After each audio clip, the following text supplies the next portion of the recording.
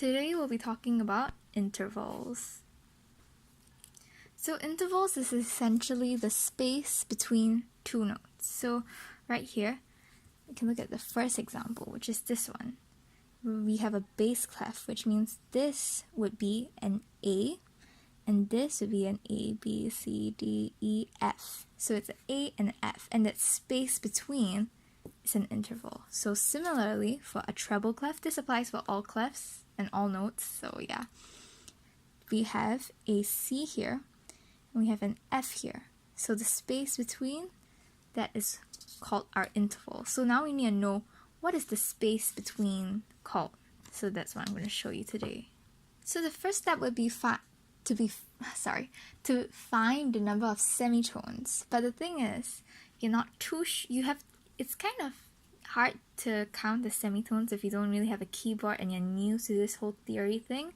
Like, I'm kind of new, so a good way to help you to count your semitones would be your piano. Oh, and if you don't know what a semitone is, I'll put a link in the description to a video that I made about making major scales. So I explained the concept of semitones there, so you can click that, but I'm assuming you have watched it already. And basically, just a rough summary, a semitone, if I'm doing a semitone from C to D, there's two semitones. For example, as a C to a C sharp, one, so one semitone. So that's kind of the gist of it. So usually you would draw a piano like this, but the thing is, it takes kind of long. So in my recent lesson that I learned, you can do this. So you just need to remember that the E and F don't have a sharp between. These stand for sharps, by the way. And a B and a C don't have a sharp between. This may be a bit challenging for people who are new to theory, but I feel that for those that are trying to get into theory, this is a good method instead of just drawing out your piano, because this way you're reinforcing the knowledge that E and F and B and C don't have a sharp in between. And I think I'll try to use this more often, and it might hopefully help me out. So yeah. So right now what you need to do is you'll use this to count the number of semitones. So let's just bring this as an example. So we have our note here, which is on an F, A, C, so it's on a C, so we can look at that C here. And then we have another note here, which is on our F, so we can look at that F here. So basically, 1, 2, 3, 4, 5. So there are 5 semitones between our C and our F. So now I'll tell you what to do with your semitones.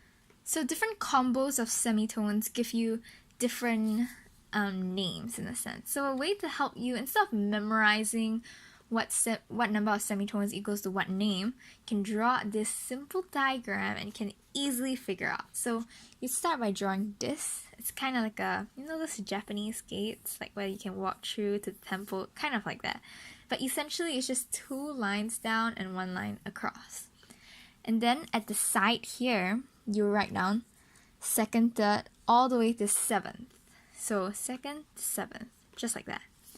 And then next, on the top little slots of your diagram, you'd write minor and major. A simple way to remember this is minor is lesser than major. So just like how you count 1, 2, 3, 4, 1 is lesser than 4. So minor then major. Then finally, you'd fill it in with 1, 2, 3, 4, 5, 6, 7, 8, 9, 10. But just keep this in mind. 1, 2, 3, 4, 5, 6, 7, 8, 9, 10, 11. So you just gotta remember that 5 and 6. Oops. I mean, this is a 7. Okay, this is a mistake, so you might make that mistake too, but you just need to remember that there is no 6. No 6. That's all you need to remember. And basically, this diagram gives you an idea. So, if you have 1 semitone, it's a minor 2nd. If you have 2 semitones, a major 2nd. And then so on. So, for 4th and 5th, these are special. This one is called a perfect 4th. Let me just write it down there.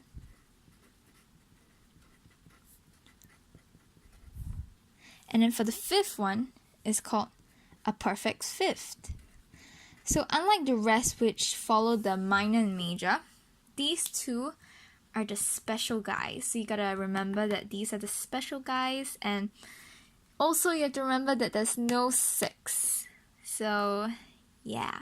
So this diagram, some people actually memorize. I mean, you could, but I don't think it's a really good way of doing it. I mean, it's up to you, but in my opinion, I think this is a very good way in memorizing. Or you could actually, if you really don't want to do this, you could list it out and then just memorize the list, and I guess that works too.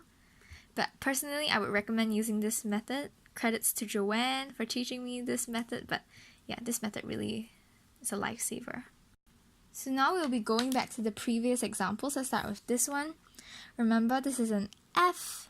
This is a C and this is an F. So using our cool keyboard here, we can count. So a C, 1, 2, 3, 4, 5. 5 semitones. So if you refer back to this diagram here, 5 semitones. Oops, oh no. 5 semitones give you a perfect fourth. Because remember this rule. So it gives you a perfect fourth. So now you know that the interval, because of our 5 semitones, will give you a bing bing bing perfect fourth.